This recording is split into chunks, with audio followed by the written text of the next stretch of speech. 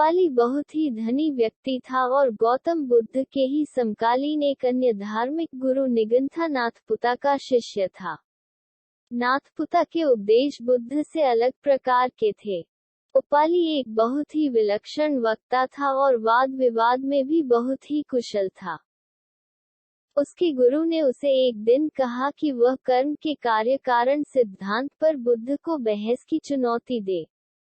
एक लंबे और जटिल बहस के बाद बुद्ध उपाली का संदेह दूर करने में सफल रहे और उपाली को बुद्ध से सहमत होना पड़ा कि उसके धार्मिक गुरु के विचार गलत हैं। उपाली बुद्ध के उपदेशों से इतना प्रभावित हो गया कि उसने बुद्ध को तत्काल उसे अपना शिष्य बना लेने का अनुरोध किया। लेकिन उसे आश्चर्य हुआ जब बुद्ध ने उसे ये सलाह दी, प्रिय उपाली, तुम एक ख्याति प्राप्त व्यक्ति हो।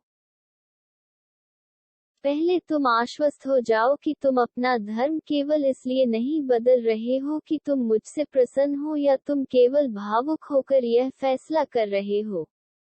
खुले दिमाग से मेरे समस्त उपदेशों पर फिर से विचार करो और तभी मेरा अनुयायी बनो।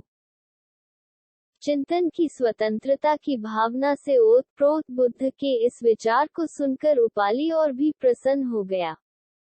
उसने कहा, प्रभु, यह आश्चर्य की बात है कि आपने मुझे पुनर्विचार करने के लिए कहा।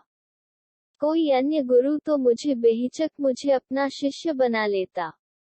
इतना ही नहीं, वह तो धूमधाम से सड़कों पर जुलूस निकालकर इसका प्रचार करता कि देखो, इस करोड़पति ने अपना धर्म त्याग कर मेरा धर्म अपना लिया है। अब तो मैं और भी आश्वस्त हो गया। कृपया मुझे अपना अनुयायी स्वीकार करें। बुद्ध ने उपाली को अपने साधारण अनुयायी के रूप में स्वीकार तो कर लिया, लेकिन उसे ये सलाह दी, प्रिय उपाली, हालांकि तुम अब मेरे अनुयायी बन चुके हो, लेकिन तुम्हें अब भी सहिष्णुता और करुणा का परिचय देना चाहिए। अपने पुराने गुरु को भी दान देना जारी रखो, क्योंकि वह अभी भी तुम्हारी सहायता पर आश्रित हैं।